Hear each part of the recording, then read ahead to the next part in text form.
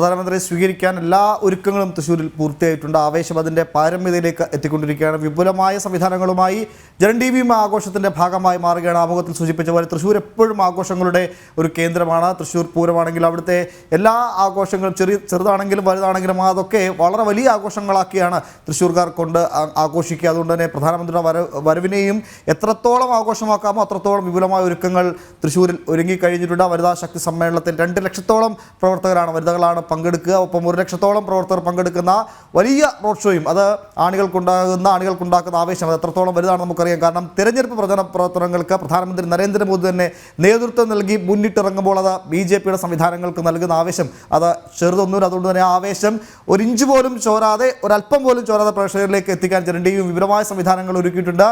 വിനീഷുണ്ട്, ബീന റാണിയുണ്ട്, ഒപ്പം ശാലിനിയുണ്ട്, അരുണാനത്തുണ്ട്, അർജുൻ, അങ്ങനെ നമ്മുടെ മിടുക്കരായ ഒരുപറ്റം റിപ്പോർട്ടർമാരും അതിൻ്റെ പിന്നണി പ്രവർത്തകരും ഒക്കെ തൃശ്ശൂരിൽ ഇന്നലെ മുതൽ അതിൻ്റെ പ്രവർത്തനങ്ങൾ ആരംഭിച്ചിട്ടുണ്ട്. വിനീഷ്, അതിലേക്കൊക്കെ പോകുന്നതിന് മുമ്പ് ഈ തൃശ്ശൂരാണ് പ്രധാനമന്ത്രി എത്തുന്നത് എന്നത് അതിന് പിന്നിൽ വലിയൊരു രാഷ്ട്രീയമുണ്ട്.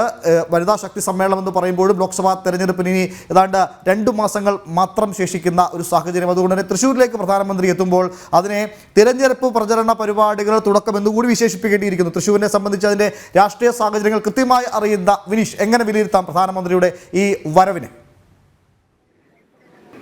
തീർച്ചയായിട്ടും ഉമേഷ്, ഒരു രാഷ്ട്രീയ നീക്കം, BJPയുടെ ഏറ്റവും ബുദ്ധിപരമായ ഒരു രാഷ്ട്രീയ നീക്കം തന്നെയാണ് പ്രധാനമന്ത്രി നരേന്ദ്രമോദിയുടെ ഈ സന്ദർശനം എന്ന് തന്നെയാണ് നമുക്ക് വിലയിരുത്താൻ സാധിക്കുക. പ്രത്യേകിച്ച് സംഘടനാ തലത്തിൽ സ്ത്രീകളുടെ സാന്നിധ്യം വർദ്ധിപ്പിക്കുക, ഒപ്പം തന്നെ പൊതുസമൂഹത്തിനിടയിൽ സ്ത്രീകൾക്കിടയിലും നരേന്ദ്രമോദിയോടുള്ള ആ ഒരു വിശ്വാസം, ആ ഒരു സ്നേഹം അത് കൂടുതലായി കേരളത്തിൽ ഉയർത്തിക്കൊണ്ടുവരിക എന്ന ലക്ഷ്യം തന്നെയാണ് BJP നേതാക്കൾ ഉന്നം വയ്ക്കുന്നത്.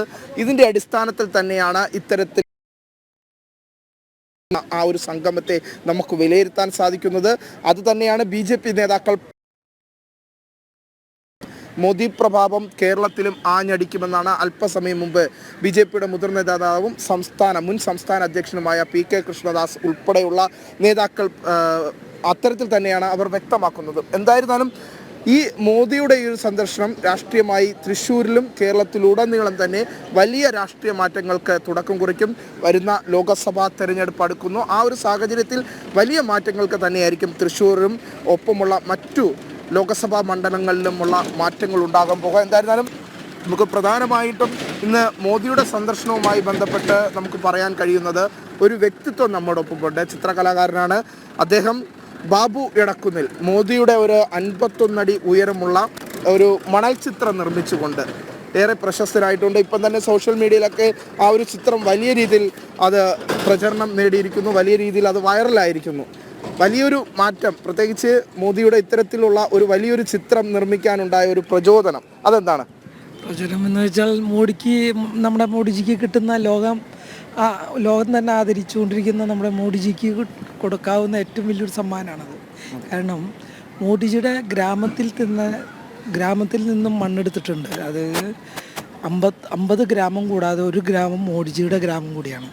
അങ്ങനെ 51 ഗ്രാമത്തിലെ മണ്ണെടുത്തിട്ടാണ് ഈ ചിത്രം നിർമ്മിച്ചിരിക്കുന്നത്. അത് മാത്രമല്ല 51 അടി 51 ഗ്രാമം, ഇതാണ് എൻ്റെ കൺസെപ്റ്റായിരുന്നത്. ഈ ചിത്രം നിർമ്മിക്കുവാൻ വേണ്ട ആവശ്യങ്ങൾ എന്ന് പറയുമ്പോൾ ഞാൻ വർഷങ്ങൾക്ക് മുമ്പേ തുടങ്ങി വെച്ചൊരു പ്ലാനാണത്. ഇവിടെ മോഡിജി പെട്ടെന്ന് വരുന്നത് കണ്ടപ്പോൾ ഒരു 10 ദിവസം കൊണ്ടാണ് ഈ ചിത്രം നിർമ്മിച്ചത് തന്നെ. കഴിഞ്ഞ 20-ാം തീയതി സ്റ്റാർട്ട് ചെയ്തു, 31-ാം തീയതി 1-ാം തീയതിക്കുള്ളിൽ അത് തീരുകയും ചെയ്തു. അത് 10 ദിവസം എന്ന് പറഞ്ഞാൽ 10 ദിവസം ഉറങ്ങിയിട്ടില്ല എന്ന് തന്നെ പറയാം. തെക്കേ ഗോപുര നടയിൽ ഇവിടെ അത് തല ഉയർത്തി അങ്ങനെ നിൽക്കുകയാണ്. നാട്ടുകാർ ഞാൻ രാവിലെ നോക്കിയപ്പോൾ അല്പസമയം മുമ്പ് PK കൃഷ്ണദാസൊക്കെ പറഞ്ഞത് ഇത്തരത്തിലാണ്. എല്ലാവരും വന്ന് സെൽഫിയൊക്കെ എടുക്കുകയാണ് അതിൻ്റെ ഫ്രണ്ടിൽ നിന്ന്. ആക്ച്വൽ മോഡി എന്നാണ് ഓരോരുത്തർ ഫേസ്ബുക്കിലൊക്കെ പോസ്റ്റ് ഇടുന്നത്. അതെ, അതായത് ഞാൻ എൻ്റെ എല്ലാ ചിത്രങ്ങൾക്കും അത് രൂപങ്ങൾക്കായാലും അതിന് ജീവൻ മാക്സിമം കൊടുക്കാൻ ശ്രമിക്കാറുണ്ട്. കാരണം ഓരോ പോയിൻറ്റും ഓരോ ഹൈലൈറ്റ് വരെ വളരെ സസൂക്ഷ്മം ശ്രദ്ധിച്ചിട്ടാണ് ചിത്രങ്ങൾ നിർമ്മിക്കുക. എത്ര നേരം വയ്യാലും ഏതായാലും അത് അത്രയും പെർഫെക്റ്റോടു കൂടിയാണ് ചിത്രം നിർമ്മിക്കുന്നത്. പിന്നെ ലോകം മോഡിക്ക് നമ്മൾ ഇന്ത്യക്കാരായ ഓരോ മനുഷ്യർക്കും ഒരു കോരിത്തെരിപ്പിക്കുന്ന ഒരു നിമിഷമാണ് അത്. കാരണം എന്ന് വെച്ചാൽ ഞാനൊക്കെ പുറത്താണ് അധികം, ഇന്ത്യക്ക് പുറത്താണ് അധികം ചിത്രരചനയൊക്കെ ആയിട്ട് ഇങ്ങനെ നടന്നു പോകുന്നത്. അപ്പോൾ മോഡിജിയുടെ നാട്ടിൽ നിന്ന് വരുന്ന കലാകാരൻ എന്ന് പറയുമ്പോൾ ആ കിട്ടുന്ന ബഹുമാനം അത് പറഞ്ഞറിയിക്കാൻ പറ്റാത്തൊരു കാര്യം തന്നെയാണ് കേട്ടോ. അത് നമുക്ക് അതിപ്പോൾ ഇന്ന് ലോകം ആദരിക്കുന്നൊരു നേതാവൻ തന്നെയാണ് മോഡിജി. അത് കഴിഞ്ഞിട്ടുള്ള മറ്റാരും. അപ്പം നമുക്ക് തന്നെ നമ്മുടെ പ്രധാനമന്ത്രിയുടെ ചിത്രം എനിക്ക് കഴിയാവുന്ന രീതിയിൽ ഏറ്റവും വലുതും ഏറ്റവും നന്നായി ചെയ്യുക എന്നതാണ് എൻ്റെ ഒരു ദൗത്യം. അത് ഞാൻ നിറവേറ്റിയിട്ടുണ്ട്. രാജ്യത്തിൻ്റെ പ്രധാനമന്ത്രി ഇങ്ങോട്ട് എത്തുമ്പോൾ ഏതൊക്കെ രീതിയിൽ അദ്ദേഹത്തെ സ്വീകരിക്കണം, അല്ലെങ്കിൽ ഏതൊക്കെ രീതിയിൽ അദ്ദേഹത്തിനായി ആദരം ഒരുക്കണം എന്നുള്ള ഒരു ഇതിലാണ് അതിൻ്റെ ഒരു വലിയ ഭാഗമാക്കാൻ കഴിഞ്ഞു. ചിത്രകാരനാണ്, എനിക്ക് കഴിയാവുന്നത് ഇതാണ്. കാരണം വേറെ ഒന്നും എനിക്ക് കഴിയില്ല. അപ്പോൾ ആ ചിത്രരചനയിൽ മോഡിക്ക് ഏറ്റവും ബെസ്റ്റ് കൊടുക്കുക എന്നതാണ് എൻ്റെ ഒരു ദൗത്യം. അത് ഞാൻ നിറവേറ്റിയിട്ടുണ്ട്. അത് നിറവേറ്റിയിട്ടെന്നാണ് എൻ്റെ ഒരു വിശ്വാസം. ഒപ്പം തന്നെ ഒരു കാര്യം പറയേണ്ടത്, മോദി ഇന്ന് അല്പസമയം കഴിയുമ്പോൾ എത്തുകയാണ് ഇവിടെ. 2 മണിയോടുകൂടി എത്തും. തെക്കേ ഗോപുര നടയിൽ അദ്ദേഹം എത്തി ഈ പിക്ചറിന്റെ മുമ്പ് വന്ന് നിൽക്കണം എന്നാണ് എൻ്റെ ആഗ്രഹം. കാരണം ഇത് ഞങ്ങൾ ആദ്യം പ്ലാൻ ചെയ്തത് സ്റ്റേജിൻ്റെ അവിടെയായിരുന്നു. അപ്പോൾ അവിടെ ഈ സെക്യൂരിറ്റി പ്രോബ്ലം, പിന്നെ ഇത്രയും വലിയൊരു ചിത്രം വയ്ക്കുമ്പോഴുള്ള ആ സ്പേസ്, ജനങ്ങൾക്ക് ഇരിക്കാനുള്ള സൗകര്യം നഷ്ടപ്പെടും, അങ്ങനെയൊക്കെ പറഞ്ഞപ്പോൾ പിന്നെ അത് ഇവിടേക്ക് മാറ്റേണ്ടായ. അവിടെയായിരുന്നു പ്ലാൻ. അപ്പോൾ അവർ പറഞ്ഞു എന്നാൽ ഇവിടെ വെക്കുക, ഇതാകുമ്പോൾ ഏറ്റവും നന്നായി എല്ലാവർക്കും കാണാം. അദ്ദേഹം നേരിട്ടെത്തി ഇത് കാണണമെന്നാണ് ആഗ്രഹം. നേരിട്ടെത്തി കാണണം എന്ന് തന്നെയാണ് ജീവിതാഭിലാഷണം ശരിക്കും. അത്ര അല്ലെങ്കിൽ അന്നും മാത്രമാണ് പൂർണ്ണതയിൽ വരുള്ളൂ. സത്യമായിട്ടും അതാണ് ശരി. വലിയ പ്രാർത്ഥനകളിലാണ്. അതെ, വലിയ പ്രാർത്ഥന. ഓടി ഇതിൻ്റെ ചിത്രത്തിൻ്റെ അടുത്ത് വന്ന് ജസ്റ്റ് ഒന്ന് കാണുക, അത്രേ ഉള്ളൂ എൻ്റെ ആഗ്രഹം. അതിനപ്പുറം അതിനപ്പുറം വേറെ ഒന്നുമില്ല, വേറെ ഒന്നും പ്രതീക്ഷിക്കണമില്ല.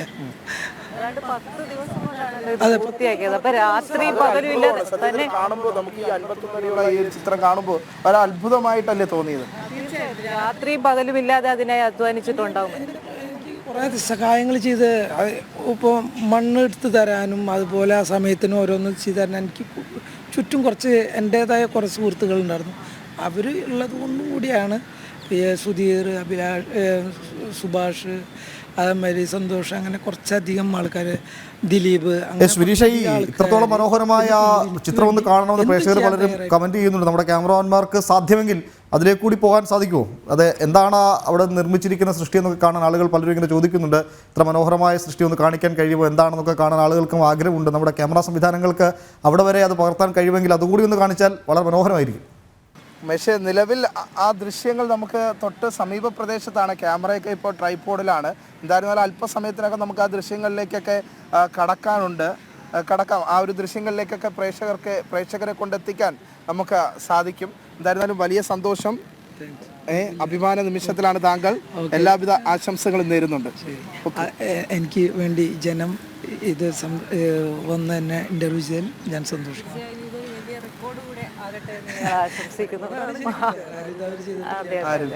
ഇത്തരത്തിൽ ചെയ്തിട്ടില്ല. എനിക്കൊരു സംശയം, ഞാൻ അവസാനമായിട്ട് ചോദിക്കാം. ഈ മൺതരികൾ എന്തുകൊണ്ടാണ് ഇങ്ങനെ താഴേക്ക് വിടാതെ ഇങ്ങനെ ഉയർത്തി? അത് നമ്മൾ ഗമ്മിട്ടിട്ട് ഒരു ലെയറല്ല ഇട്ടിട്ടിരിക്കുന്നിട്ടാ, ഒരു 3-4 ലെയറെങ്കിലും മണ്ണുണ്ട്.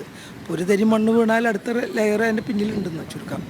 അപ്പോൾ ഒരിക്കലും അത് നശിക്കൂല, പിന്നെ അത് പോവില്ല. കാരണം ഒരു ലെയർ മാത്രമല്ല മണ്ണ്, ഒരു 3-4 ലെയറെങ്കിലും മണ്ണിട്ടിട്ടുണ്ട്. ഏറെ കാലം ഇത് കാണികൾക്കൊരു വിരുന്നായി അവിടെ തന്നെ. ഓക്കെ, അപ്പോൾ വീണ്ടും ആശംസകൾ നേരുന്നു. നന്ദി.